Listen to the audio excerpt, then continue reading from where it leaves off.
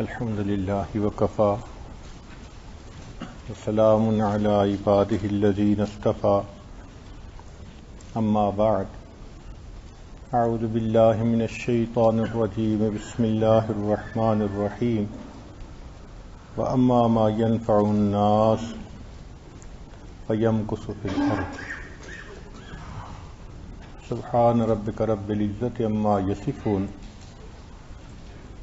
وسلام على المرسلين والحمد لله رب العالمين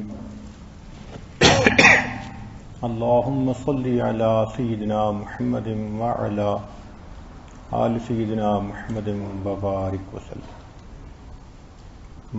مکارم اخلاق میں سے چوتھا خلق حاجت مند کی مدد کرنا، بھائی کی ضرورت کو پورا کرنا، محتاج کی خدمت کرنا۔ قرآن مجید میں ایک سورت کا نام النمل ہے۔ نمل کہتے ہیں چونٹی کو۔ تو یہ نام پڑھ کر حیرت ہوتی ہے کہ چونٹی کے نام پہ سورت کا نام رکھا گیا اور اس سورت میں چونٹی کا تذکرہ بھی ہے۔ تذکرہ کیوں ہے؟ کہ سلیمان علیہ السلام اپنی لشکر کے ساتھ جا رہے تھے، راستے میں کچھ چونٹیاں پھر رہی تھیں۔ ایک چونٹی نے ان کے آنے کی بات کو جلدی فیل کر لیا، تو اس نے دوسری چونٹیوں کو کہا کہ دیکھو سلیمان علیہ السلام کا لشکر آ رہا ہے، ایسا نہ ہو کہ وہ تمہیں پاؤں کے نیچے مسل دے، تم اپنے بلوں میں گھس جاؤ۔ تو اس چونٹی نے باقی چونٹیوں کی خیر خواہی کی۔ قالت نملۃ یا ایھا النمل ادخلوا مساکنکم۔ مفسرین نے لکھا کہ ایک چونٹی اگر باقی چونٹیوں کی خیر خواہی کرتی ہے تو پروردگار عالم اتنے خوش ہوتے ہیں کہ قرآن مجید میں تذکرہ بھی کرتے ہیں، سورت کا نام بھی اس کے نام پہ رکھ دیتے ہیں۔ ایک بندہ اگر اللہ کے کسی بندے کی خیر خواہی کرے گا، اللہ کو یہ بات کتنی پسند ہوگی۔ اس لیے حدیث پاک میں فرمایا خیر الناس من ينفع الناس، انسانوں میں سب سے بہتر انسان وہ ہے جو اللہ کے دوسرے بندوں کو، انسانوں کو فائدہ پہنچاتا ہے۔ تو فائدہ پہنچانا یہ انسان کے اچھے ہونے کی علامت ہے۔ نبی علیہ السلام نبوت کے اظہار سے پہلے بھی محتاجوں کی مدد فرماتے تھے، لوگوں کا ہاتھ بٹاتے تھے، ان کے بوجھ اٹھاتے تھے۔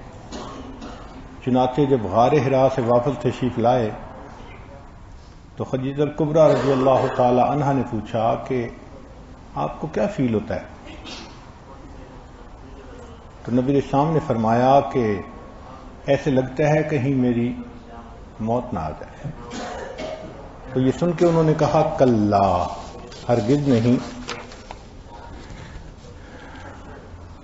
اللہ تعالیٰ آپ کو ضائع نہیں ہونے دیں گے۔ اور پھر انہوں نے اپنی بات کی سپورٹ میں دلائل دیے، فرمانے لگی انک لتصل الرحم، آپ رشتہ داروں سے رشتہ داری جوڑتے ہیں، یعنی اچھی رشتہ داری کا تعلق رکھتے ہیں۔ وتحمل الکل، بے سہاروں کا بوجھ اٹھاتے ہیں۔ وتکسب المعدوم، اور جس کے پاس کچھ نہیں ہوتا اس کو کما کے دیتے ہیں۔ وتقرئ الضیف، مہمان نوازی کرتے ہیں۔ وتعین علی نوائب الحق، اور حق کے راستے میں آپ لوگوں کی مدد کرتے ہیں۔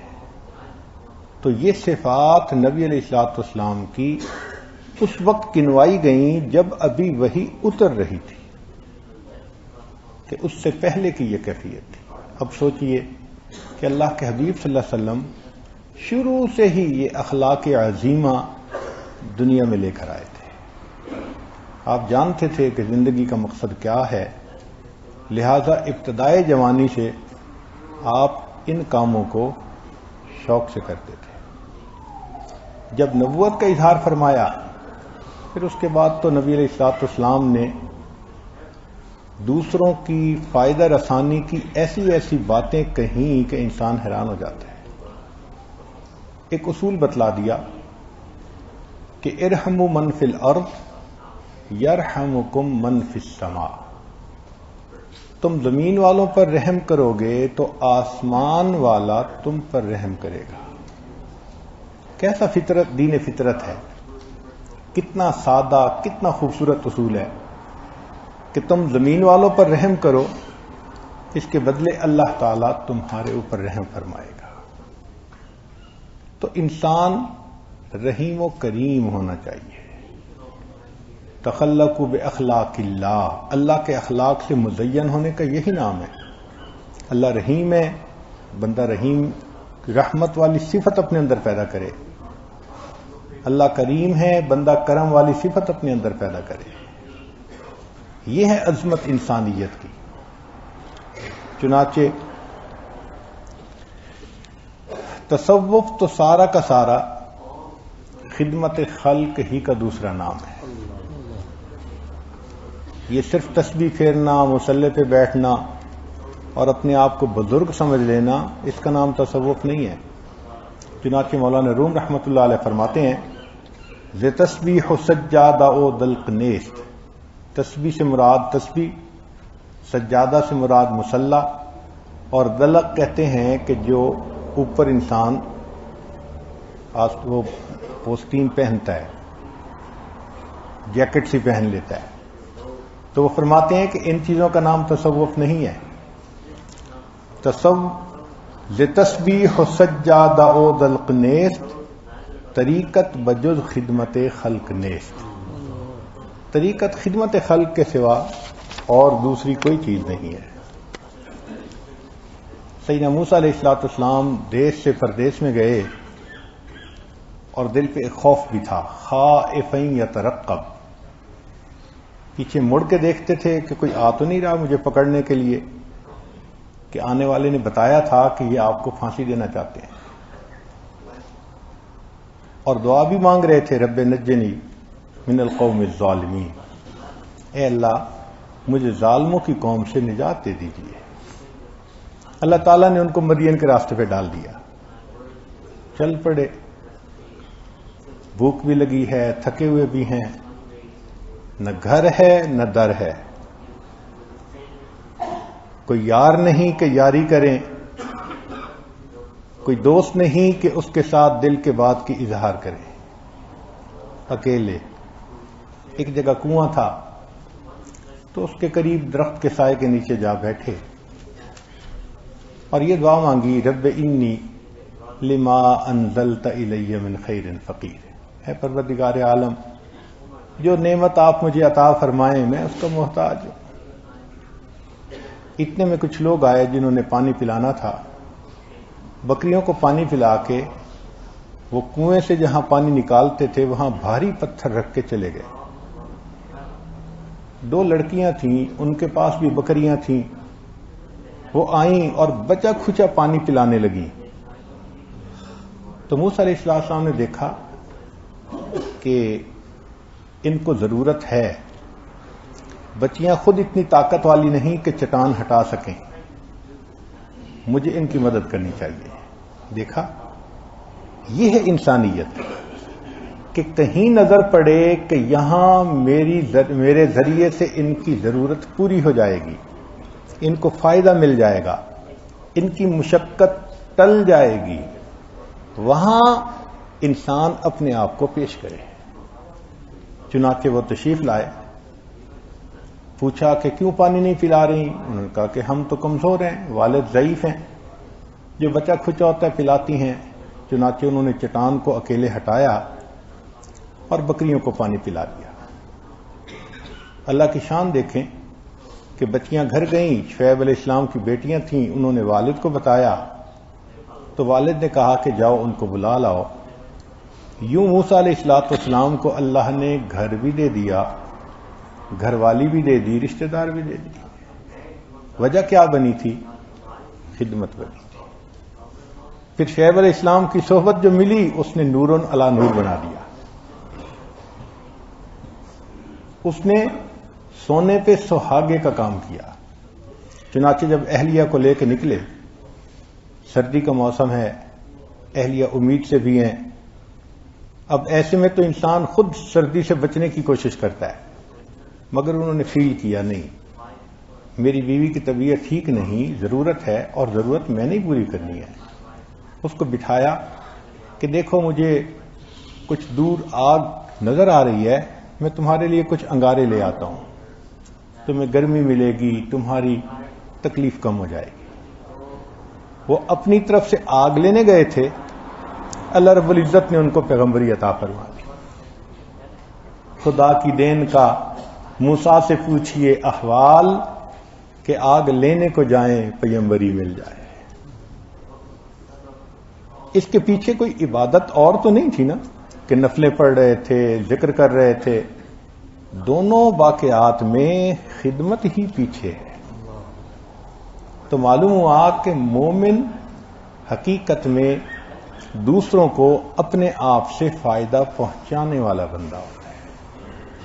نبی علیہ السلام نے ارشاد فرمایا، ابو ہریرہ رضی اللہ عنہ اس کے راوی ہیں، بہت اہم بات ہے، فرمایا من نفس عن مؤمن کربتا من کرب الدنیا نفس اللہ عن کربتا من کرب یوم القیامہ، کہ جو بندہ کسی مومن سے کسی مصیبت کو ہٹائے، جو تکلیف دینے والی کیفیت ہوتی ہے نا کرب والی، تو اس تکلیف دینے والی کیفیت کو ہٹائے، اللہ اس کے بدلے اس بندے سے قیامت کے دن کے غموں کو دور فرما دیں گے. یہ ڈائریکٹلی پروپورشنل ہے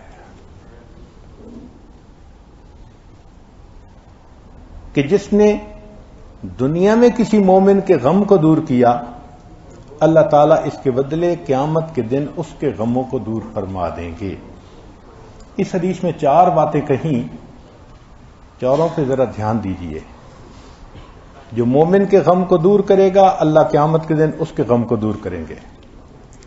وَمَنْ يَسَّرَ عَلَى مُعْسِرٍ يَسَّرَ اللَّهُ عَلَيْهِ فِي الدُّنْيَا وَالْآخِرَةِ، جو مشکل میں گرفتار ہو، تنگی کے حالات میں ہو، تو تنگ حالات میں جس نے کسی کے لیے آسانی کر دی، اللہ تعالیٰ اس کے بدلے قیامت کے دن کی تنگی کو آسان فرما دیں گے. ہوتا ہے نا، کوئی بندہ پھنس جاتا ہے حالات میں، اس کی مدد کر دینا، اس کو مشورہ دے دینا، مورل سپورٹ دے دینا، کوئی ایسا کام کر لینا کہ جس کی وجہ سے اس تنگی کے حال میں سے وہ نکل جائے. فرمایا جو مومن کو تنگی میں سے نکالے گا، اللہ تعالیٰ قیامت کے دن اس کو قیامت کی تنگی سے آسانی فرما دیں گے. پھر تیسری بات فرمائی، وَمَنْ سَتَرَ مُسْلِمًا سَتَرَهُ اللَّهُ فِي الدُّنْيَا وَالْآخِرَةِ، جو کسی مومن کی عیب پوشی کرے گا، ستر پوشی کرے گا، اللہ تعالیٰ دنیا اور آخرت میں اس کی ستر پوشی فرمائیں گے. صرف آخرت کا وعدہ نہیں کیا، دنیا میں بھی ستر پوشی کریں گے اور آخرت میں بھی ستر پوشی فرمائیں گے. اور چوتھی بات تو عجیب کہی کہ واللہ فی عون العبد ما کان العبد فی عون اخیہ، کہ اللہ بندے کی مدد میں اس وقت تک رہتا ہے جب تک بندہ اپنے بھائی کی مدد میں رہتا ہے. یعنی جب تک مومن کی مدد کرتا رہتا ہے، اس دوران اللہ اس بندے کا مددگار رہتا ہے. آج ہم سب دعا مانگتے ہیں، اللہ ہماری مدد فرما دیجئے. شریعت نے آسان گر بتا دیا، تم لوگوں کے کام آؤ، اس کے بدلے اللہ تمہارے کاموں کو سنوار دے. اللہ تعالیٰ تمہاری مدد، اور جس کا مددگار اللہ ہو، پھر اس کے دنیا اور آخرت کے کام کیسے نہیں سنوریں گے. تو دوسرے بھائی کی پریشانی کو دور کرنا، اس کے غم کو دور کرنا، اس کی خیر خواہی کرنا، یہ مومن کی عادت ہوتی ہے. بلکہ حدیث پاک میں فرمایا من اقال مسلمن اقال اللہ اسرتہ یوم القیامہ. کئی مرتبہ دکاندار چیز بیچتا ہے، گاہک گھر لے جاتا ہے تو پھر مشورہ کرتا ہے کہ نہیں مجھے تو یہ نہیں چاہیے، تو لوٹانے آ جاتا ہے. اب لوٹانے کے لیے دکانداروں نے اپنے اپنے اصول بنائے ہوئے ہیں، کئی لے لیتے ہیں کئی نہیں لیتے. کئی کہتے ہیں کہ 3 دن کے بعد لے لیں گے، 3 دن کے اندر اندر لے لیں گے، اور کئی لکھتے ہیں کہ خریدا ہوا مال واپس ہی نہیں ہوگا. شریعت نے کیا کہا کہ اگر کوئی مومن کہیں سے سامان خرید کر گیا، پھر وہ فیل کرتا ہے کہ میں نے کوئی اچھی ڈیل نہیں کی، وہ لوٹانے کے لیے آ جاتا ہے، تو فرمایا جس نے کسی کی خریدی ہوئی چیز کو واپس لوٹا لیا، اللہ تعالیٰ اس کے بدلے قیامت کے دن اس کی خطاؤں کو واپس لوٹا دیں گے. کیا خوبصورتی ہے اس شریعت کی. انسان سوچ نہیں سکتا کیا خیر خواہی کا دین ہے، دوسروں کے لیے نفع رسانی کا دین ہے. چنانچہ نبی علیہ السلام نے فرمایا المسلم اخو المسلم، مسلمان مسلمان کا بھائی ہوتا ہے، لا یظلمہ، اس پر ظلم نہیں کرتا، ولا یسلمہ، نہ اس کو کسی کے حوالے کرتا ہے. ومن کان فی حاجت اخیہ کان اللہ فی حاجتہ، جو مسلمان بھائی کی حاجت براری میں لگا رہتا ہے، اللہ اس کی حاجت براری میں لگا ہوتا ہے. ومن فرج عن مسلم فرج اللہ عنہ کربۃ من کرب یوم القیامہ، اور جو کسی مسلمان کی تنگی کو آسانی بنا لیتا ہے، کھول لیتا ہے، اللہ تعالیٰ قیامت کے دن اس کی تنگیوں کو آسانی میں تبدیل کر دیں گے. ومن ستر مسلما سترہ اللہ یوم القیامہ. شریعت میں ایک اصول ہے، اس کو کہتے ہیں جزاء من جنس العمل، کہ جیسا عمل ویسی جزا، یعنی عدلے کا بدلہ. اس کو کہتے ہیں جیسی کرنی ویسی بھرنی. یہ شریعت کا ایک بڑا ہی خوبصورت اصول ہے. جو کرو گے وہ بھرو گے. تو جزاء من جنس العمل، کہ جیسا عمل کرو گے ویسا بدلہ ملے گا. اب سنیے کہ حدیث مبارکہ میں ہے انما یرحم اللہ من عبادہ الرحماء، کہ جو رحیم بندے، رحم کرنے والے بندے ہوتے ہیں، اللہ تعالیٰ اپنے بندوں میں سے ان پر رحم فرماتا ہے. ہم کہتے ہیں نا اللہ ہم پر رحم فرما دے، اور خود ہم دوسرے کے لیے وبال جان بنے ہوتے ہیں، تو کیسے رحمت ہوگی ہمارے اوپر؟ تو فرمایا کہ جو دوسروں کے لیے رحمت بنے گا، اللہ تعالیٰ اس بندے پر رحمت کی نظر عطا فرمائے. دوسری روایت میں ہے کہ ان اللہ یعذب الذین یعذبون الناس فی الدنیا، جو لوگ دنیا میں دوسروں کو عذاب دیں گے، یعنی تکلیف میں ڈالیں گے، اللہ تعالیٰ قیامت کے دن ان کو تکلیف میں ڈالیں گے. تو معلوم ہوا کہ ہمیں دنیا میں آخرت کے لیے تیاری کرنی پڑے گی. ایک وقت آئے گا نہ نوکریاں رہیں گی، نہ فیکٹریاں رہیں گی، نہ تجارت رہے گی، نہ وزارت رہے گی. ہم محتاج ہوں گے، حاجت مند ہوں گے، ضرورت مند ہوں گے. اس وقت ہم چاہیں گے کہ کوئی ہماری مدد کرتا، مگر اس وقت کی مدد مشروط ہے ہماری دنیا کی کیفیت کے اوپر. اگر ہم نے کسی کی مدد کی ہوگی ہماری مدد ہوگی، کسی کا بدن ڈھانپا ہوگا ہمارا بدن ڈھانپا جائے گا، کسی کی مشکل کو آسان کیا ہوگا ہماری مشکل کو آسان کیا جائے گا. چنانچہ حدیث مبارکہ سنیے کہ ایما مؤمن اطعم مؤمنا علی جوع اطعمہ اللہ یوم القیامت من ثمار الجنہ. جو بندہ کسی مومن کو دنیا میں بھوک کی حالت میں کھانا کھلاتا ہے، اللہ اس کے بدلے قیامت کے دن جنت کے پھل اس کو کھلائیں گے. وَإِنَّمَا مُؤْمِنٍ سَقَى مُؤْمِنًا عَلَى ظَمَئٍ سَقَاهُ اللَّهُ يَوْمَ الْقِيَامَةِ مِنَ الرَّحِيقِ الْمَخْتُومِ. اور جو بندہ کسی پیاسے کو دنیا میں پانی پلاتا ہے، اللہ تعالیٰ اس کو قیامت کے دن رحیق مختوم میں سے پلائیں گے. وَأَيُّمَا مُؤْمِنٍ كَسَا مُؤْمِنًا عَلَىٰ أُرَىٰ كَسَاهُ اللَّهُ مِنْ خُضْرِ الْجَنَّةِ. اور جو بندہ کسی ننگے جسم کو کپڑے پہناتا ہے اللہ تعالیٰ قیامت کے دن اس کو جنت کے کپڑے عطا فرمائیں گے. سبحان اللہ، کیا عجیب کنسپٹ دیا ہے. ان احادیث کو پڑھ کر کوئی بندہ انکنسیڈریٹ نہیں رہ سکتا. ہوتا ہے نا لاپرواہی کرنا، احساس ہی نہ کرنا، بے حس بن کے رہنا، ہو ہی نہیں سکتا. کیسے ہو سکتا ہے؟ جو دنیا میں بے حس بنے گا پھر قیامت کے دن ایسا ہی معاملہ ہوگا. اللہ تعالیٰ اس کے ساتھ ایسے ہی کولڈ معاملہ فرمائیں گے. تو دوسروں کا احساس نہیں کرتا تھا، ہم تیرا احساس کیسے کریں؟ سنیے ہماری ضرورت کا وقت کب ہوگا. ابن مسعود رضی اللہ عنہ فرماتے ہیں کہ یحشر الناس یوم القیامت اعریٰ ما کانوا قط.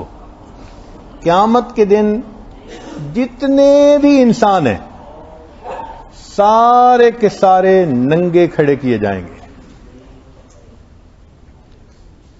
مستثنا نہیں ہے کوئی، سارے ننگے ہوں گے. وَأَجْوَعَ مَا كَانُوا قَطُّ. اور سارے کے سارے بھوک کی حالت میں کھڑے ہوں گے، سخت بھوک لگی ہوگی. وَأَدْمَعَ مَا كَانُوا قَطُّ. اور جتنے ہوں گے سارے کے سارے پیاسی حالت میں ہوں گے. وَأَنْصَبَ مَا كَانُوا قَطُّ. اور سارے کے سارے کھڑے ہوئے ہوں گے دھوپ کی حالت میں. وہ ایسا دن ہوگا سورج ایسے جیسے قریب ہوتا ہے، اتنا پسینہ ہوگا کہ کھڑا ہونا مشکل. بھوک بھی ہوگی، پیاس بھی ہوگی، جسم بھی ننگا ہوگا. فرمایا من کسا للہ عز وجل کساہ اللہ. جس نے دنیا میں کسی کو اللہ کے لیے کپڑے پہنائے ہوں گے اللہ ان کو اس دن کپڑے پہنائے گا. ومن اطعم للہ اطعمہ اللہ. جس نے دنیا میں اللہ کے لیے کسی کو کھانا کھلایا ہوگا اللہ اس کو اس دن کھانا کھلائے گا. ومن سقا للہ عز وجل سقاہ اللہ. اور آخری بات من افا للہ عز وجل افاہ اللہ. جس نے دنیا میں کسی کو اللہ کے لیے معاف کیا ہوگا اللہ قیامت کے دن اس کو معاف فرما دیں گے.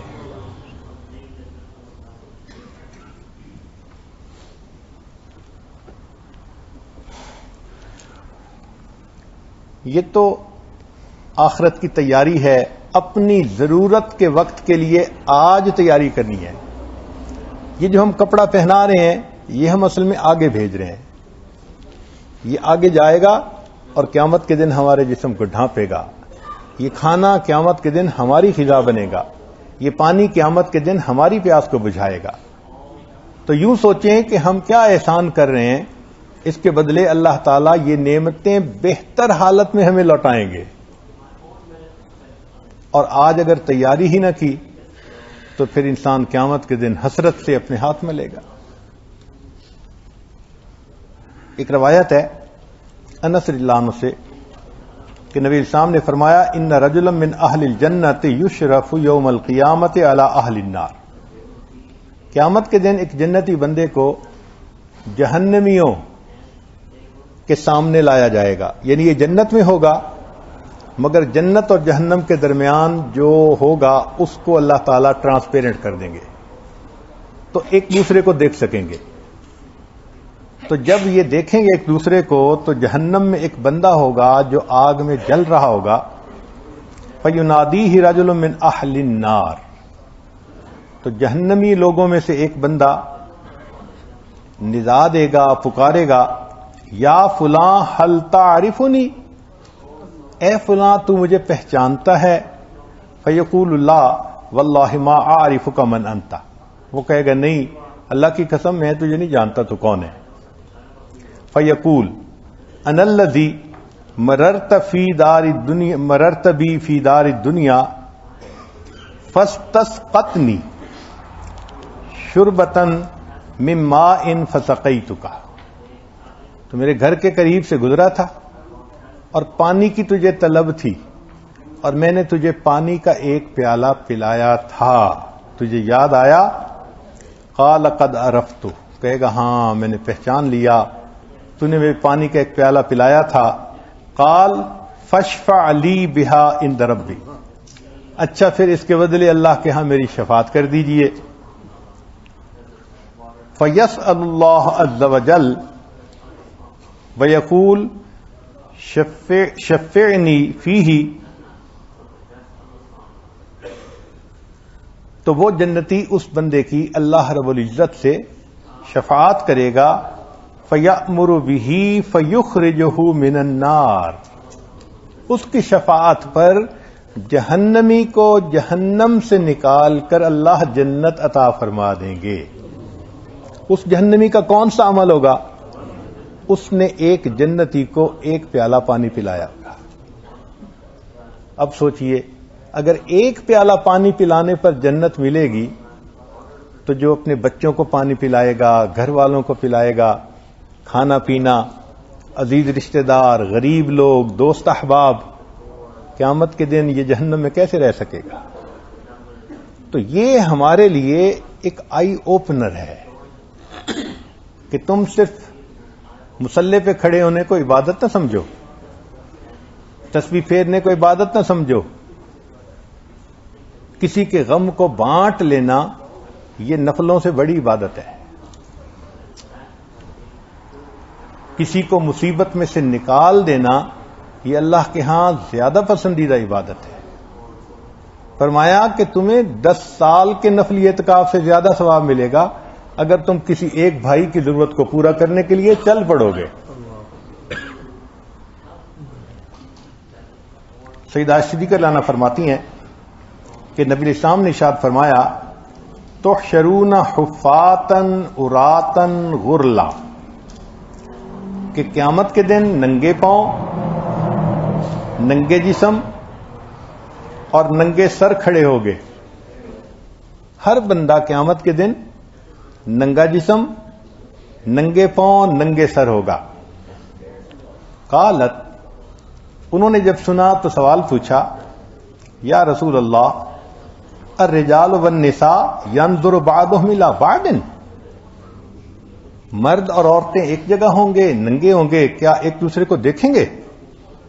قال، نبی اسلام نے فرمایا الامر اشد من ان يهمهم ذلك، عائشہ اتنی وحشت ہوگی، اتنی دہشت ہوگی، اتنا خوف ہوگا، ایک کو دوسرے کی طرف دیکھنے کی فرصت ہی نہیں ہوگی، کوئی دیکھ ہی نہیں سکے گا، ایسا نفسی کا حال ہوگا۔ امام غزالی رحمۃ اللہ فرماتے ہیں کہ جہنم کو پیش کیا جائے گا اور جہنم چنگھاڑے گی، اللہ آزاد کیجئے مجھے ان لوگوں کے لیے جو تیرے نافرمان تھے۔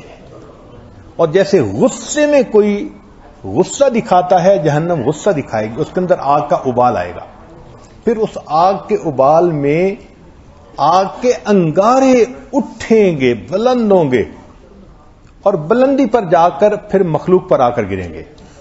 امام غزالی رحمۃ اللہ فرماتے ہیں کہ جب وہ انگارے گریں گے، انبیاء میں سے کوئی نبی ایسا نہیں ہوگا جس کو یہ خوف نہ ہو کہ میرے اوپر کوئی انگارہ نہ گر جائے۔ اگر ان صادقین اور انبیاء کی کیفیت یہ ہوگی، ہم کہاں کی گاجر مولی؟ ہمیں اپنے بارے میں سوچنے کی ضرورت ہے۔ وہ بہت مشکل دن ہے، اس دن ہم حاجت مند ہوں گے، ضرورت مند ہوں گے۔ آج دنیا میں اللہ نے ہمیں نعمتوں سے نوازا ہے تو یہ صرف اس لیے نہیں کہ ان نعمتوں کو ہم دنیا ہی میں استعمال کر لیں، دین کے لیے استعمال کریں، اللہ کے بندوں کے لیے استعمال کریں، آخرت کی تیاری کے لیے استعمال کریں۔ اللہ نے ہمیں ٹریلینز آف برین سیل دیے ہیں، کیسے اچھے ہم فیکٹریاں چلاتے ہیں، بزنس چلاتے ہیں، مینیجر بن کے کام سارے سمیٹتے ہیں۔ ہمیں یہ بات کیوں نہیں سمجھ آتی کہ ایک دن ہم بھی اللہ کے سامنے بے لباس ہوں گے، بے سایہ ہوں گے، ننگے پاؤں ہوں گے، بھوکے ہوں گے، پیاسے ہوں گے، اس دن ہمیں ضرورت ہوگی۔ تو اس دن ہمیں یہ نعمتیں کیسے ملیں گی؟ اگر دنیا میں ہم نے اس کے لیے تیاری کی ہوگی.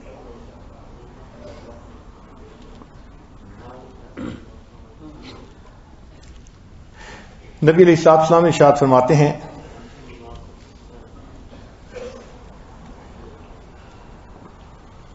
کہ من انذر معسرا او وضع علیہ او وضع عنہ اظلہ اللہ فی ظلہ یوم لا ظل الا ظلہ، کہ جس نے کسی بندے کے اوپر سے مشکل ہٹا دی تو اللہ تعالی قیامت کے دن اس بندے کو اپنے عرش کا سایہ عطا فرمائیں گے.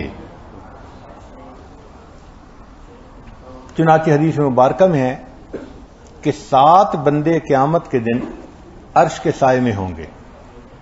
عرش کا سایہ ہوگا، نیچے مشک کے ٹیلے ہوں گے، اور یہ لوگ ان ٹیلوں کے اوپر مزے لے رہے ہوں گے، جبکہ دوسرے لوگ اللہ کے سامنے حساب کے لیے کھڑے ہوں گے، مشکل میں ہوں گے.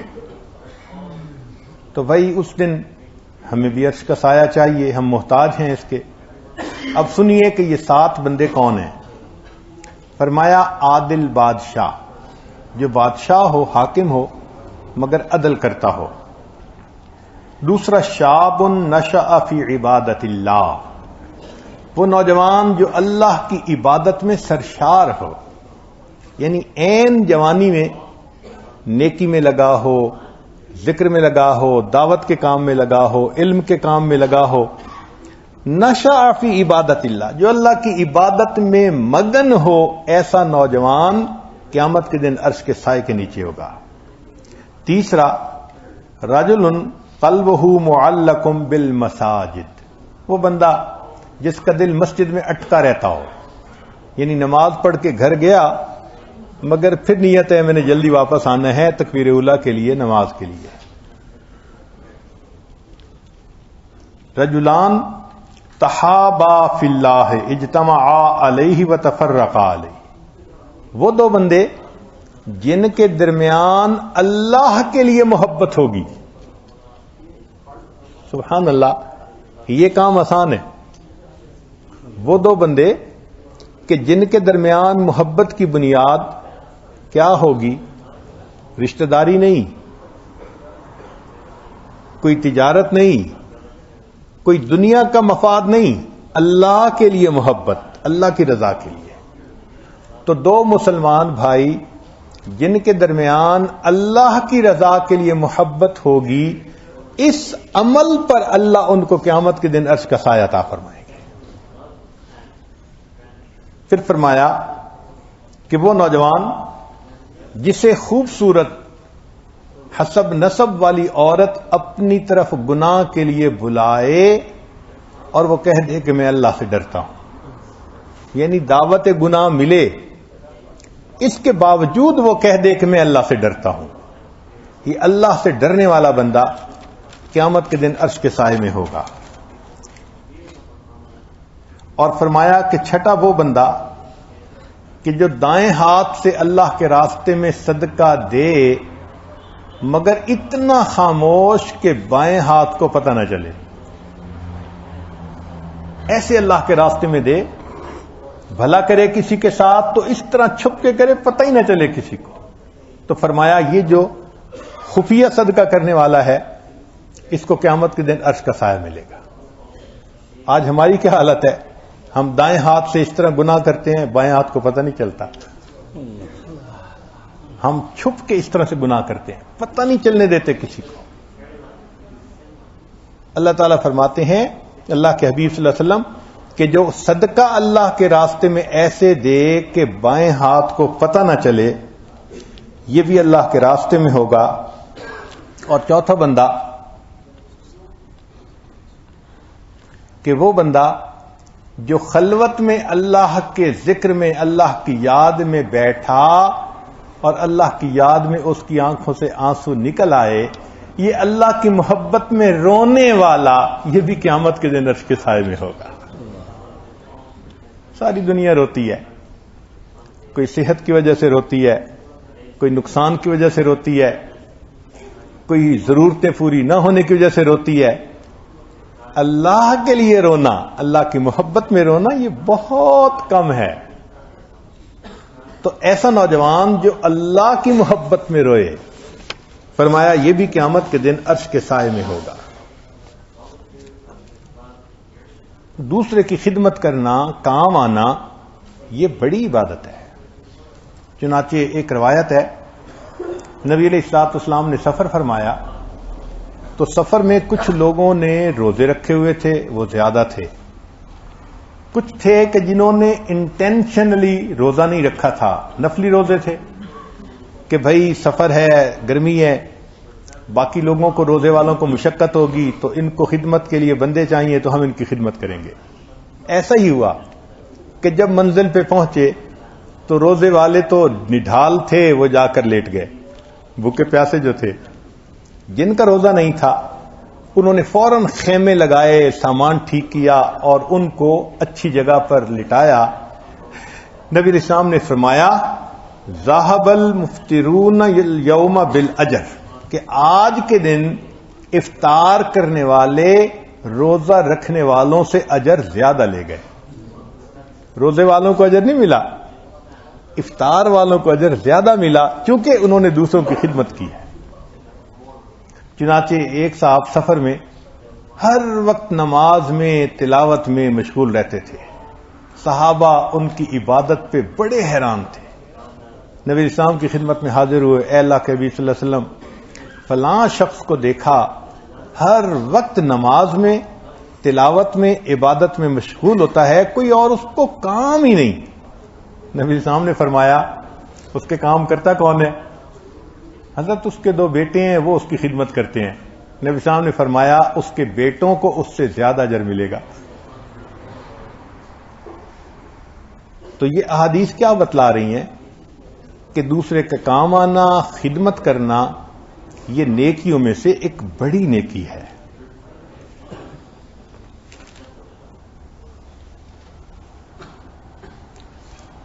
ایک مرتبہ نبی علیہ السلام غسل کے لیے تشریف لے گئے کنویں پر. حذیفہ رضی اللہ عنہ ساتھ تھے. اب وہاں پر غسل کے لیے پردہ کرنے کی ضرورت تھی، تو حذیفہ رضی اللہ عنہ کے پاس چادر تھی، انہوں نے چادر پھیلا دی اور چادر کی اوٹ میں اللہ کے حبیب صلی اللہ علیہ وسلم نے غسل فرما لیا. جب غسل کر چکے تو نبی علیہ السلام نے فرمایا حذیفہ تم بھی غسل کر لو. تو وہ سوچنے لگے، تو نبی علیہ السلام نے ان سے چادر لے لی اور پھیلا کر کھڑے ہو گئے. اے اللہ کے نبی صلی اللہ علیہ وسلم، آپ چادر پھیلائیں گے؟ فرمایا اگر میرے ساتھ تم نے ایسا معاملہ کیا تو تمہارے ساتھ ایسا معاملہ کرنے میں مجھے کیا رکاوٹ ہے. نبی علیہ السلام نے ان کو زبردستی کہا کہ غسل کرو، میں پردہ کر کے کھڑا ہوں گا. اللہ کے محبوب صلی اللہ علیہ وسلم نے پردہ فرمایا، حذیفہ رضی اللہ عنہ نے غسل فرما لیا. نبی علیہ السلام سفر میں تشریف لے جا رہے ہیں، راستے میں اللہ کے نبی صلی اللہ علیہ وسلم نے 2 مسواکیں بنائیں. ایک ذرا بالکل سیدھی خوبصورت تھی، دوسرا تھوڑا ٹیڑھی سی تھی. تو جب آپ نے بنا لی تو جو سیدھی مسواک تھی وہ آپ نے اپنے خادم جو ساتھی تھے ان کو دے دی اور ٹیڑھی مسواک خود رکھ لی. اس نے کہا اللہ کے وسلم میرا دل چاہتا ہے سیدھی مسواک آپ استعمال فرمائیں. فرمایا میرا بھی دل چاہتا ہے کہ سیدھی مسواک تم استعمال کرو. یہ اللہ کے حبیب صلی اللہ علیہ وسلم نے پریکٹیکل سکھا دیا کہ مومن کیسا ہوتا ہے، وہ دوسرے کے لیے کیا اچھائی کو پسند کرتا ہے، اس کی طرز زندگی کیسی ہوتی ہے. چنانچہ فرمایا کہ جو شخص مسلمان بھائی کی حاجت براری کے لیے چلتا ہے، حدیث میں یہ نہیں ہے کہ کام کروائے، کام ہونا نہ ہونا اللہ کے ہاتھ میں، یہ اس کی حاجت براری کے لیے چل پڑا، اللہ اس کو 10 سال کے نفلی اعتکاف کا ثواب عطا فرمائیں گے. اس لیے نبی علیہ الصلوۃ والسلام نے تربیت ہی صحابہ کو ایسی دی تھی کہ وہ ضرورت کے وقت میں دوسروں پر دل کھول کر خرچ کرتے تھے. مدینہ طیبہ میں مسلمانوں کو پانی کی تنگی تھی. دور ایک کنواں تھا اور تھا بھی ایک یہودی کا، ادھر سے پانی بھر کے لانا پڑتا تھا اور وہ پیسے بھی بہت چارج کرتا تھا۔ تو عثمان غنی لانو نے فیل کیا کہ بھئی مسلمانوں کو پانی کی ضرورت ہے، کوئی انتظام کرنا چاہیے۔ اس یہودی کے پاس گئے، بھائی آپ نے کنواں بیچنا ہے تو میں اس کو خرید لیتا ہوں۔ اس نے کہا نہیں جی میں نہیں بیچتا، میری تو کمائی ہے، کہ بھئی تمہیں مانگی رقم دے دوں گا۔ اس نے کہا نہیں جی نہیں، میں کیوں بیچوں اس کو، میرا سورس آف انکم ہے، میں نہیں بیچتا اس کو۔ اب عثمان غنی لانو بھی تو تاجر تھے نا، تو انہوں نے پھر تجارت کا ٹرک لگایا، اس کو کہا کہ دیکھو میں تمہیں مشورہ دیتا ہوں، پیسے بھی پورے لے لو اور کنواں آدھا بیچ دو، آدھا تمہارا رہے گا آدھا میرا، پیسے پورے لے لو۔ اب وہ ٹریپ ہو گیا، کہنے لگا ٹھیک ہے پیسے پورے لوں گا مگر آدھا حق تمہارا آدھا حق میرا۔ عثمان غنی لانو نے فل پیمنٹ کر دی اور آدھا آدھا کنواں اس کا سودا کر لیا۔ اب آپس میں بیٹھ کے نیگوشیشن ہوئی کہ بھئی آدھے آدھے سے کیا کریں۔ فرمایا کہ ایک دن تم پانی نکال لیا کرنا، ایک دن میں پانی نکال لیا کروں گا۔ اس نے کہا یہ بھی ٹھیک ہے۔ چنانچہ جب اس کی باری کا دن ہوتا تو وہ اپنا پانی بیچتا تھا۔ جب تھوڑے دن بعد بات پکی ہو گئی تو عثمان غنی لانو نے کہا بھئی جب میری باری کا دن ہوگا نا تو پانی مفت ملے گا۔ اب جب مفت کا پانی ایک دن ملے تو ایک دن ویٹ کرنا کون سا مشکل ہوتا ہے۔ سارے لوگوں نے ایک دن انتظار کیا، اگلے دن پانی بھرتے۔ اب اس کے پاس کسٹمر بھی کوئی نہیں، ایک دو مہینے اس نے انتظار کیا، آ کے کہنے لگا جی میرا باقی آدھا بھی خرید لے۔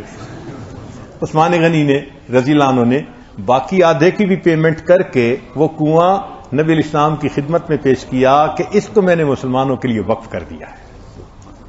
یوں آخرت کی تیاری کیا کرتے تھے۔ عثمان غنی لانو کے پاس ایک مرتبہ تجارت کا مال آیا، کئی 100 اونٹ تھے سامان سے لدے ہوئے، شام سے آئے تھے۔ اور عجیب بات کہ جب وہ سامان آیا تو مدینہ طیبہ میں اس کی بہت ضرورت تھی۔ یوں سمجھیے کہ جیسے گندم چاول منگاتے ہیں دور سے اور وہ اس وقت شارٹیج ہوتی ہے، تو جیسے ہی وہ قافلہ آیا اور خبر پہنچی تو یہودی لوگ تاجر تھے، یہ عثمان غنی لانو کے پاس آ گئے، جی آپ نے یہ تھوک کا مال منگوا لیا تو آپ اس کو ہمارے ہاتھ بیچ دیں، ہم پرچون میں بیچتے رہیں گے، ہمارا کتنا نفع دو گے؟ کہنے لگے کہ ہم دگنے پروفٹ پہ لے لیتے ہیں، یعنی 100 کا لیا آپ نے، ہم 200 کا خریدتے ہیں۔ مان لگے نہیں پروفٹ تھوڑا ہے۔ ایک نے کہا اچھا ہم 300 کا خرید لیتے ہیں 100 کا مال، نہیں تھوڑا ہے۔ ایک نے کہا 400، انکار کیا، نہیں بھائی کوئی کسٹمر ہے وہ تو مجھے اس سے زیادہ ریٹ دیتا ہے۔ حتیٰ کہ ایک بندے نے 5 گنا پرائس کی آفر کی، نہیں بھائی یہ تھوڑی قیمت ہے، مجھے اس سے زیادہ پروفٹ ملتا ہے۔ حیران ہو گئے تو یہودی نے پوچھا کہ کون کسٹمر ہے جو تمہیں دیتا ہے؟ فرمایا کہ میرے پاس ایک کسٹمر ہے جو مجھے کم از کم 70 گنا پرائس دیتا ہے۔ ان کا وہ کون؟ فرمایا کہ وہ میرا پروردگار ہے جس نے وعدہ کیا تم میرے راستے میں خرچ کرو گے میں تمہیں اس کے بدلے 70 واپس کروں گا۔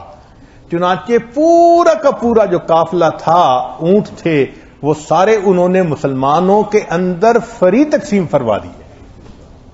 اللہ سے ڈیل کی، اللہ سے سودا کیا۔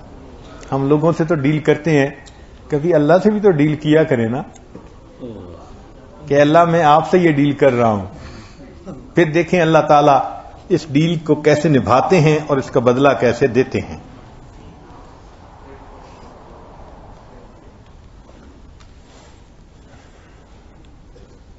مکاشفۃ القلوب میں لکھا ہے کہ اللہ تعالیٰ نے اپنے بعض بندوں کو اس لیے پیدا کیا ہوتا ہے کہ وہ مخلوق کی ضرورت کے وقت کام آئیں۔ توجہ سے سننے والی بات، اللہ تعالیٰ نے اپنے بعض بندوں کو پیدا ہی اسی لیے کیا ہوتا ہے، ان کی پیدائش کا مقصد یہ ہوتا ہے کہ وہ مخلوق کی ضرورت کے کام آئیں، اور اللہ نے اپنی قسم کھا کر کہا کہ جو ایسے لوگ ہوں گے کہ جو میری مخلوق کی ضرورت کے وقت کام آئیں گے، میں ان کو قیامت کے دن جہنم کا عذاب نہیں دوں گا، ان کو نور کے ممبروں پر بٹھاؤں گا اور میں ان کے ساتھ ہم کلامی کروں گا۔ سبحان اللہ۔ لوگ اپنے حساب کے لیے تڑپ رہے ہوں گے اور اللہ ان کو مشک کے ممبروں پر، مشک کے ٹیلوں پر نور کے ممبر عطا فرمائیں گے اور ان کے ساتھ گفتگو فرمائیں گے۔ سبحان اللہ۔ اور پھر آگے فرمایا کہ دوسروں کا حساب ہو رہا ہوگا اور ان کے ساتھ میں گفتگو کر رہا ہوں گا۔ حدیث پاک میں ہے کہ جو شخص مسلمان کی حاجت کے لیے چل پڑا، ہر قدم پر 70 نیکیاں ملیں گی، 70 گناہ معاف ہوں گے، اور اگر ضرورت پوری ہو گئی، یعنی جس کام کے لیے چلا تھا وہ کام ہو گیا، زندگی کے پچھلے سارے گناہ معاف، یہ ایسے ہو گیا جیسے اس کی ماں نے اس کو آج جنم دیا تھا۔ ساری میموری ڈیلیٹ کر دی جاتی ہے گناہوں کی۔ اب ذرا سوچئے، ایک مومن کی، ایک بندے کی ضرورت کو پورا کر دینا زندگی کے گناہوں کی پوری میموری ڈیلیٹ ہونے کے برابر ہے۔ اللہ اکبر کبیرہ۔ ایک حدیث پاک میں ہے کہ میں نے بعض لوگوں کو اپنی نعمتیں عطا کی ہیں، وہ اس نعمت کو لوگوں تک پہنچانے میں تنگی محسوس نہ کریں، اگر وہ تنگی محسوس کریں گے تو میں ان سے نعمتیں لے کر دوسرے بندوں کو عطا کر دوں گا۔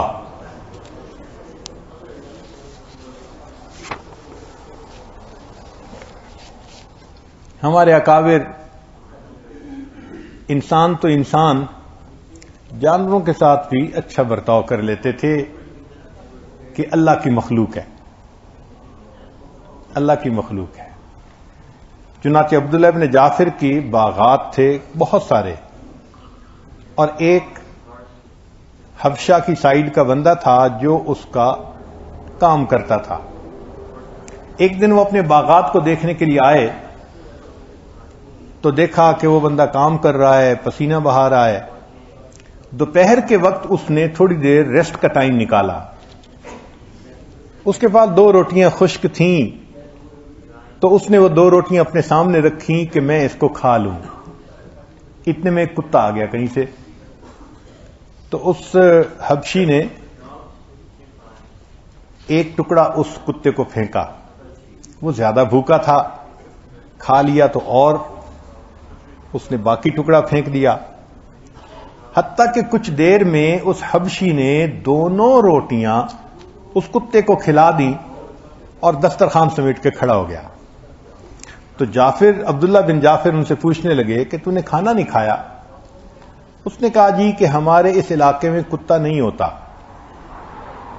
یہ لگتا ہے کہیں دور سے آیا ہے اور یہ بھوکا تھا، اور اس کا انداز بتا رہا تھا کہ بھوک برداشت نہیں ہو رہی، تو میں نے پہلے اس کو روٹی کا ایک ٹکڑا دیا، پیٹ نہیں بھرا، میں نے دوسرا دیا، پھر اس کی بھوک مجھ سے نہیں دیکھی گئی تو میں نے اس کو دوسری روٹی بھی کھلا دی، میرا کیا ہے، میں دوسرے وقت میں کھا لوں گا۔ جب اس نے یہ بات کہی کہ میں نے خود بھوکا رہنا پسند کیا، اس کتے کو ساری روٹی کھلا دی، تو عبداللہ ابن جعفر کو ایسا اس کے اوپر پیار آیا، جتنے باغات تھے انہوں نے سارے اس بندے کو ہدیہ میں عطا فرما دی۔ کتے کا خیال کرنے پر اللہ نے باغات کا مالک بنا دیا۔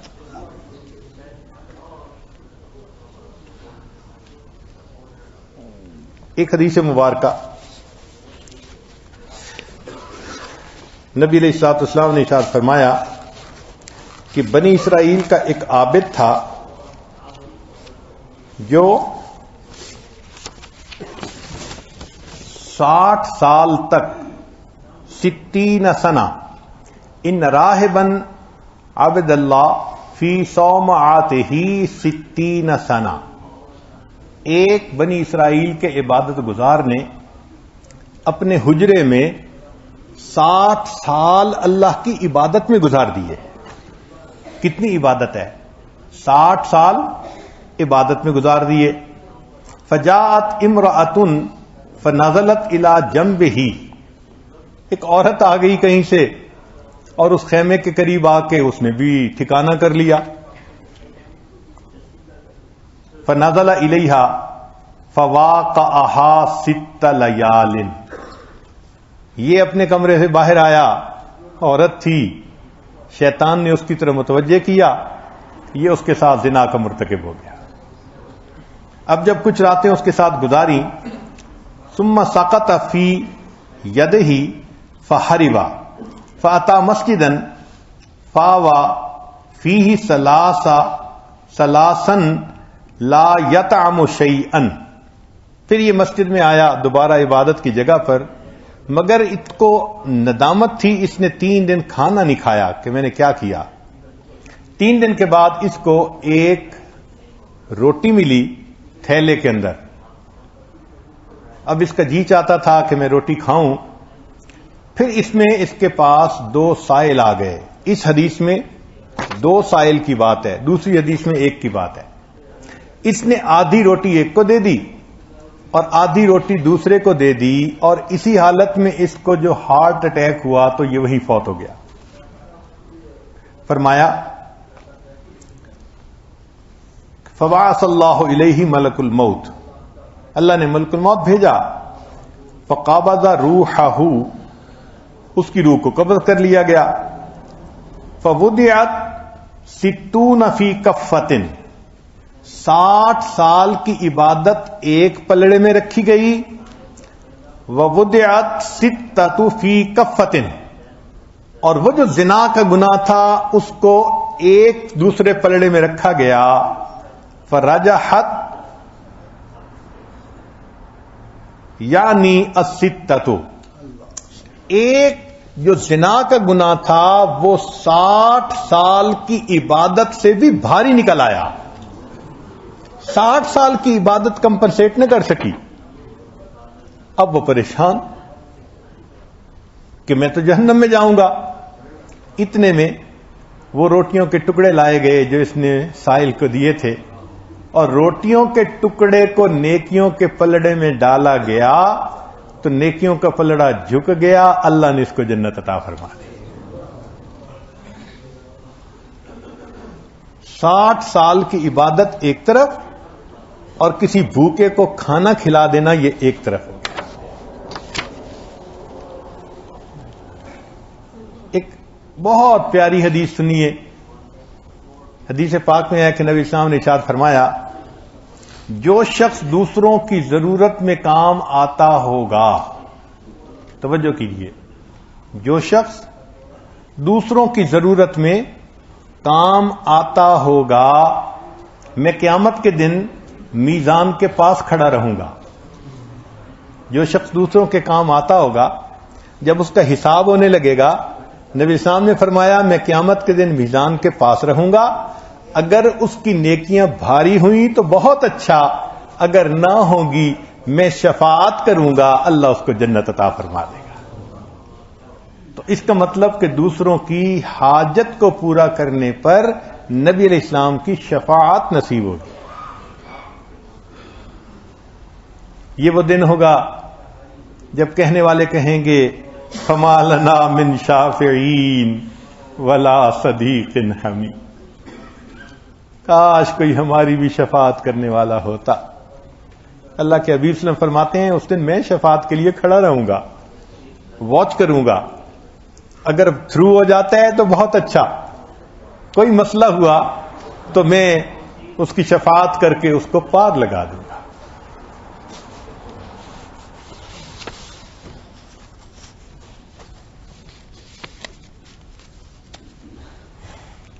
چنانچہ ہمارے اکابر دوسروں کی خدمت کو اپنی زندگی کا ایک بڑا کام سمجھتے تھے۔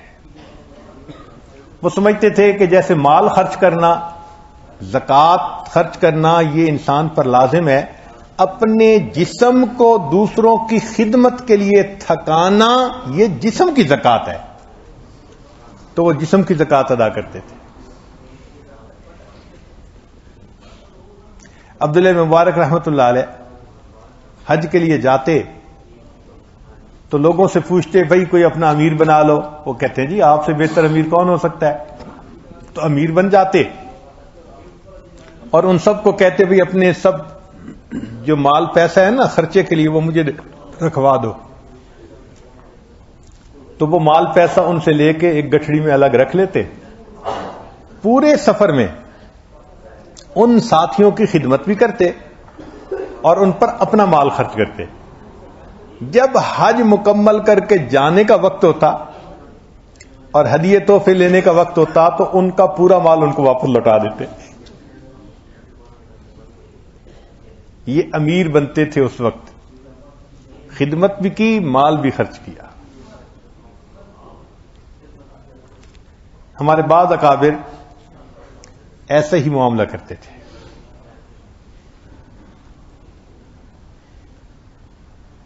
حتیٰ کہ بعض دوست جو ایک دوسرے کے بھائی بنے ہوئے تھے, ایسی بھی مثالیں گزری کہ ایک دوست فوت ہو گیا تو دوسرے دوست نے اپنے دوست کے اہل خانہ کی 40 سال تک کفالت کی. 40 سال تک ان کے نان نفقہ ان کو پہنچاتے رہے, اس لیے کہ ان کا خاوند میرا دوست تھا. فقط اتنی سی بات تھی. یہ ہے انسانیت. آپ کو یہ مثالیں کہیں کفر کی دنیا میں نظر آ سکتی ہیں؟ ڈھونڈیے, دیکھ لیجئے جا کے. سوائے اسلام کے یہ ہمدردی کی, ایثار کی, محبت کی مثالیں یہ اور کہیں نظر آئیں گی. باقی جگہوں پہ آپ کو دامن خالی نظر آئیں گے. اسلام کا دامن بھرا ہے ان مثالوں سے. تو یہ شریعت انسان کو صحیح معنوں میں انسان بنا دیتی ہے. جو حساس ہوتا ہے, دوسرے کا خیال کرتا ہے, اس کی تکلیف میں اس کے کام آتا ہے. خود نبی علیہ الصلوۃ والسلام دوسروں کے کام آتے تھے. حدیث پاک میں ہے ایک جوان العمر لڑکی آئی, اے اللہ کے نبی صلی اللہ علیہ وسلم میری ماں بوڑھی ہے, آ نہیں سکتی, اس نے آپ کو یاد کیا. نبی صلی اللہ علیہ وسلم فوراً اٹھ کے کھڑے ہوئے, مسجد سے باہر آئے, فرمایا تم مجھے جس گلی میں لے جاؤ گی میں تمہاری والدہ کی بات سننے کے لیے وہاں جاؤں گا. اور ایک بڑھیا کا واقعہ تو آپ نے سنا ہی ہوگا.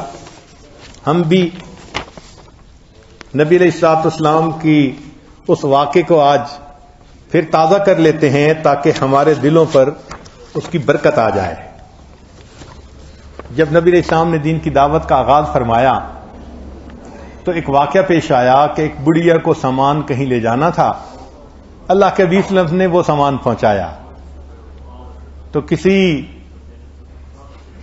کسی نے اس کو شیروں کی شکل میں پڑھا بھی ہے, لکھا بھی ہے.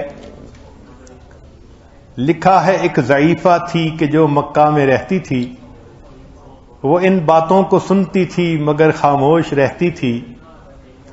وہ سنتی تھی محمد صلی اللہ علیہ وسلم, وہ سنتی تھی محمد ہے کوئی ہاشم گھرانے میں.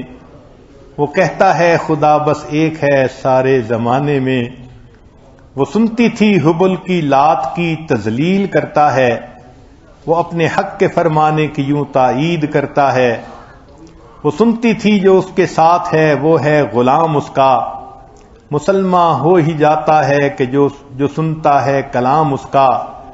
لکھا ہے وہ ضعیفہ ایک دن کعبہ میں جا بیٹھی, لکھا ہے وہ ضعیفہ ایک دن کعبہ میں جا پہنچی. حبل کے پاؤں پر سر رکھ کر اس نے یہ دعا مانگی, میں تجھ کو پوجتی ہوں اور خدا بھی تجھ کو کہتی ہوں.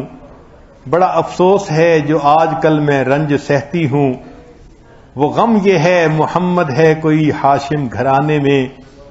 وہ کہتا ہے خدا بس ایک ہے سارے زمانے میں. مٹا دو اس کی ہستی کو نہ لے کوئی بھی نام اس کا. جگر چھلنی ہوا جاتا ہے سن سن کر کلام اس کا.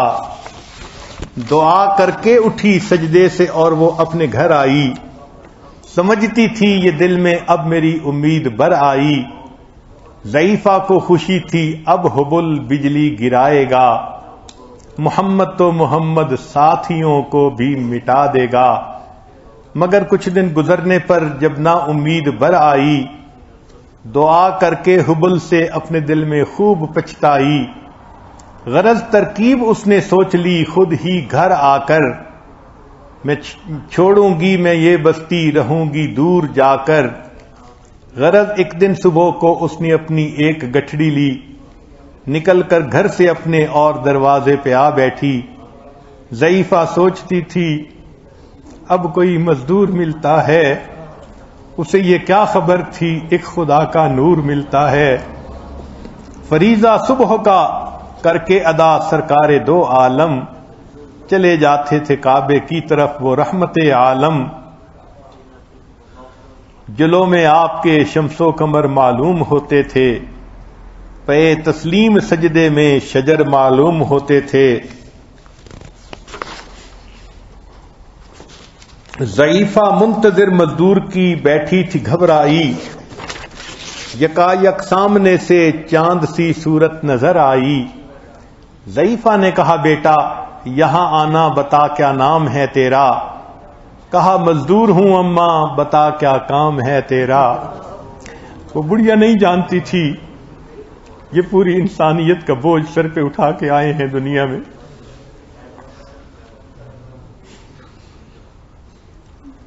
کہا مزدور ہے گر تو چل گٹھڑی میری لے کر، میں خوش کر دوں گی اے مزدور مزدوری تیری دے کر۔ یہ سن کر آپ نے گٹھڑی اٹھا کر اپنے سر پر لی، ضعیفوں کی مدد کرنا یہ عادت تھی پیغمبر کی۔ غرض گٹھڑی کو لے کر منزل مقصود پر آئی،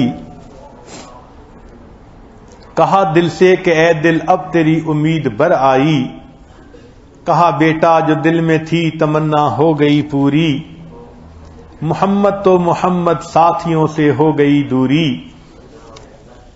لگی دینے جو مزدوری ضعیفہ آپ کو اس دم، فرمانے لگے اس دم حضور سرور عالم، یہ کوئی کام ہے اماں میں لوں اس جسم مزدوری، کوئی اگر ہو خدمت تو میں وہ بھی کروں پوری۔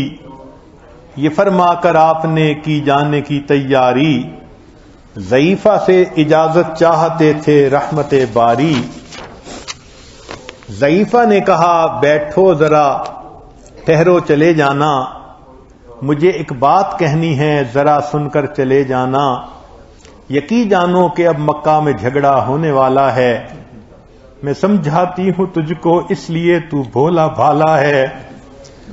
وہ مکے میں قبیلہ ہاشمی نام و نسب والے، وہی بیٹا جو ہیں سردار عبد المطلب والے، انہی میں ایک جوان ہے جو سنا جاتا ہے ساحر ہے، کہ اس فن میں مگر بیٹا وہ اپنے خوب ماہر ہے۔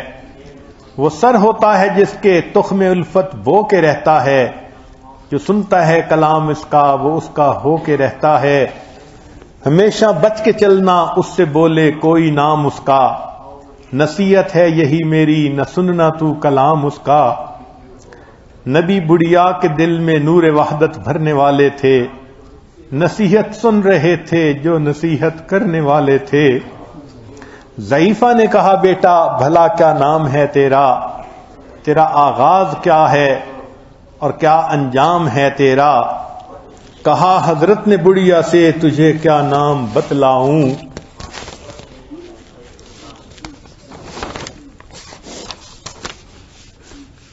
میں کیا کام بتلاؤں کیا انجام بتلاؤں۔ میں بندہ ہوں خدا کا اور مجسم نور ایزد ہوں، کہا گردن جھکا کر آپ نے میں ہی محمد ہوں۔ میں ہوں معصوم دنیا میں میرا دشمن زمانہ ہے، خدا واحد ہے عالم میں مجھے بس یہ بتانا ہے۔ یہ سننا تھا کہ بس آنکھوں میں آنسو ہو گئے جاری، نبی کے عشق کی ایک چوٹ سی دل پر لگی کاری۔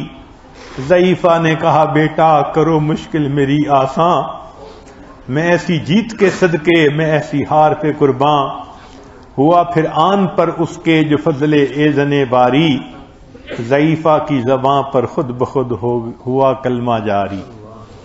نبی علیہ السلام نے ایک بوڑھی عورت کے سامان کو اٹھا کر پہنچایا، اللہ نے اس کے بدلے اس بڑھیا کو ہدایت کی نعمت عطا فرما دی۔ یہ ہمارے پیغمبر علیہ السلام کی مبارک عادت ہے۔ ہمارے لیے کسی کا ایسا کام کرنا آسان ہے؟ کبھی ہم نے کیا؟ کبھی ہم نے وش کی ہو، کبھی ہم نے پلاننگ کی ہو کہ یہ چھٹی کا دن ہے، میں کسی رشتہ دار کے کام آ جاؤں گا، میں کسی قریبی دوست کے کام آ جاؤں گا، میں کسی مومن کے کام آؤں گا؟ ہمارے اسکیجول میں یہ چیز ہی نظر نہیں آتی الا ماشاء اللہ۔ تو معلوم ہوا کہ یہ خدمت اللہ کے بندوں کی ایک ایسا پہلو ہے کہ جس سے ہم غفلت برت رہے ہیں، اور قیامت کے دن ہم محتاج ہوں گے۔ ایک وقت آئے گا، حدیث مبارکہ میں ہے، لوگ ننگے کھڑے ہوں گے، ننگے سر ہوں گے، ننگے پاؤں ہوں گے، بھوکے ہوں گے، پیاسے ہوں گے۔ اس وقت ہمیں سائے کی بھی ضرورت ہوگی، کپڑوں کی بھی ضرورت ہوگی، کھانے کی بھی ضرورت ہوگی، پینے کی بھی ضرورت ہوگی۔ کیا خوش نصیب ہیں وہ لوگ جو اللہ کے بندوں کی ضرورت کے وقت کام آتے ہیں کہ حدیث پاک میں فرمایا، جب لوگ حساب کتاب دے رہے ہوں گے، اللہ ان کو نور کے ممبروں پر بٹھائیں گے اور ان سے ہم کلامی فرمائیں گے۔ اللہ ہمیں ان میں شامل فرمائے۔ وآخر دعوانا ان الحمد للہ رب العالمین۔ تھوڑی دیر مراقبہ کر لیجیے۔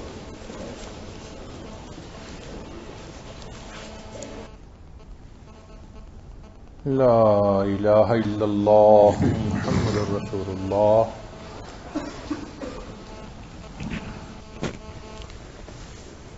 سبحان ربی العلی الوہاب۔ اللہم صلی علی سیدنا محمد وعلی آل سیدنا محمد وبارک وسلم۔ ربنا ظلمنا انفسنا وان لم تغفر لنا وترحمنا لنکونن من الخاسرین۔ اے اللہ، ہم آپ کے عاجز مسکین بندے ہیں، اللہ ہمارے گناہوں کو معاف فرما، ہماری خطاؤں سے درگزر فرما، ہمارے عیبوں کی پردہ پوشی فرما، اللہ برے دن سے محفوظ فرما، اللہ بری رات سے محفوظ فرما، میرے مالک برے کاموں سے محفوظ فرما، اے اللہ ہمیں برے انجام سے محفوظ فرما، اللہ ہدایت ملنے کے بعد گمراہی سے محفوظ فرما، میرے مالک سیدھا رستہ ملنے کے بعد بھٹکنے سے محفوظ فرما، اللہ اپنا قرب حاصل ہو جانے کے بعد اپنی دوری سے محفوظ فرما، میرے مالک نعمتیں مل جانے کے بعد نعمتوں کے چھن جانے سے محفوظ فرما، اللہ عزتیں ملنے کے بعد ذلت سے محفوظ فرما، میرے مالک در در کے دھکے کھانے سے محفوظ فرما، اللہ نفس و شیطان کے مکر و فریب سے محفوظ فرما،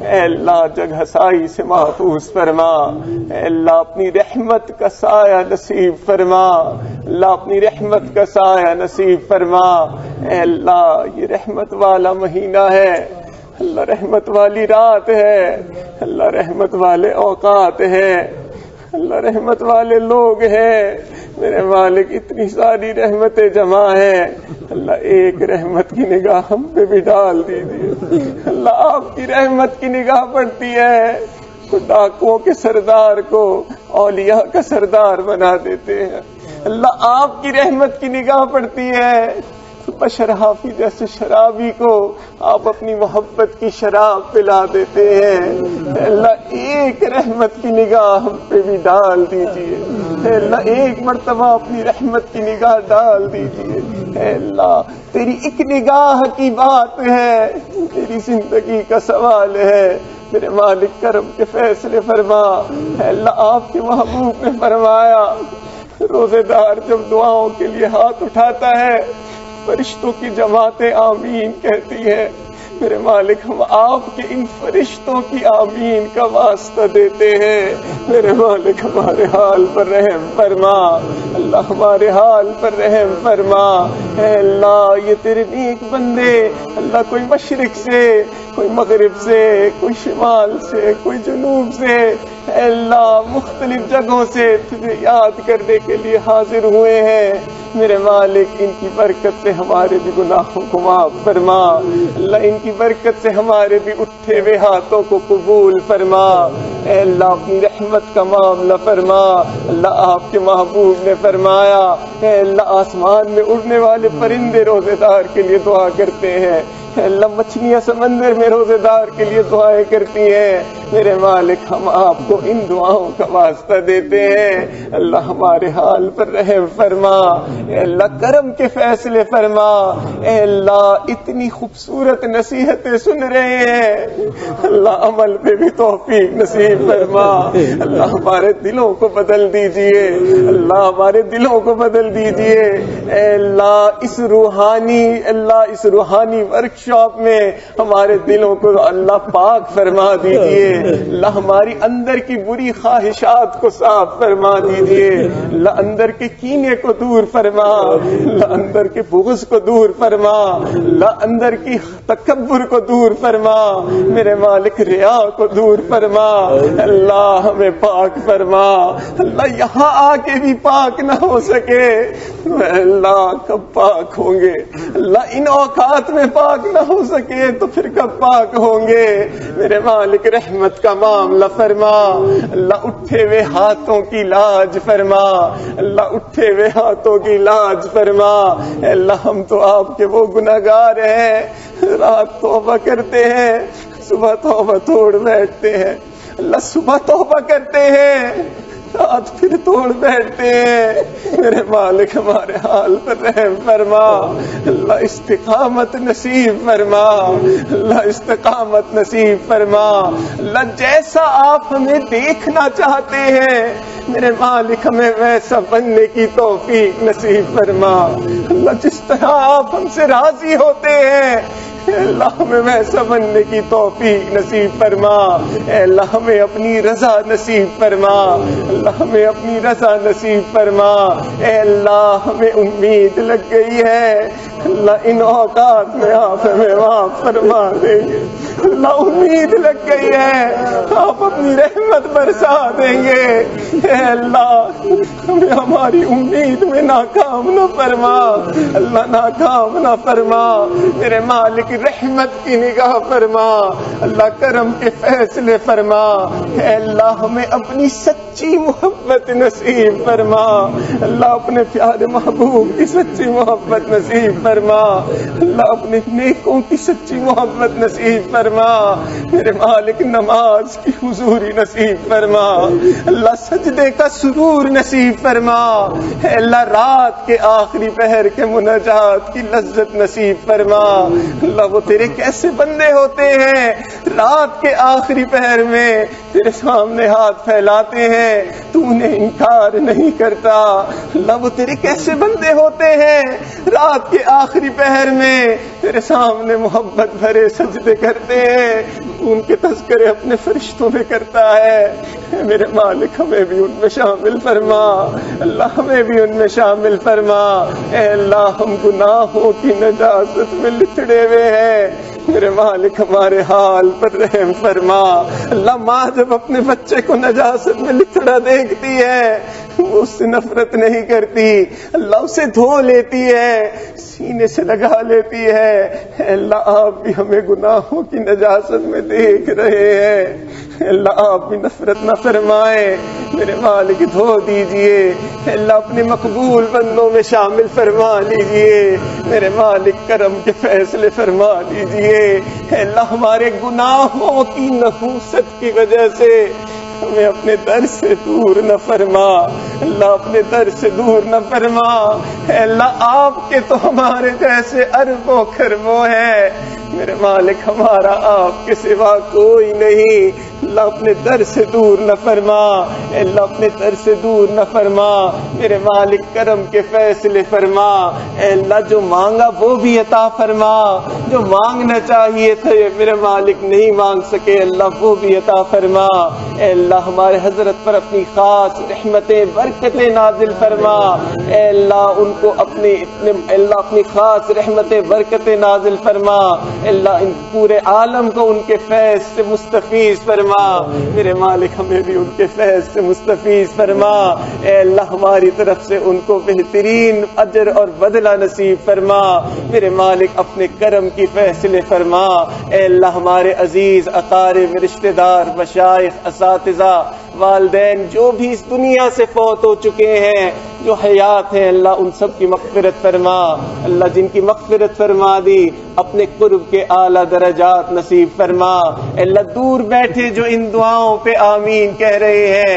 اے اللہ ان کو بھی ان دعاؤں میں شامل فرما، اے اللہ ان کو بھی ان دعاؤں میں شامل فرما، اے اللہ ہم جیسے ناکارہ بھی عورتوں کی آنکھوں میں آنسو نہیں دیکھ سکتے، اے اللہ آپ کی نیک بندیاں آپ کے سامنے آنسو بہاتی ہیں، اے اللہ اس کی برکت سے اللہ ہمارے بھی گناہوں کو معاف فرما، اللہ اس کی برکت سے ہمارے بھی دلوں کو صاف فرما، اے اللہ یہ جو خدمت پہ جماعت لگی ہوئی ہے اے اللہ انہوں نے تو کما لیا، میرے مالک اپنی رحمت کی نگاہ فرما دیجئے، اے اللہ اس خدمت کو قبول فرما لیجئے، اللہ ہم نے اپنے بڑوں سے سنا کہ عبادت سے جنت ملتی ہے، خدمت سے خدا ملتا ہے، اور اے اللہ آج تو سن لیا کہ خدمت سے تو قیامت کے دن اللہ کے سامنے بیٹھ کے نور کے منبر پہ گفتگو کا شرف بھی ملتا ہے، اے میرے مالک ہمیں بھی خدمت کی توفیق نصیب فرما، اللہ ہمیں بھی خدمت کی توفیق نصیب فرما،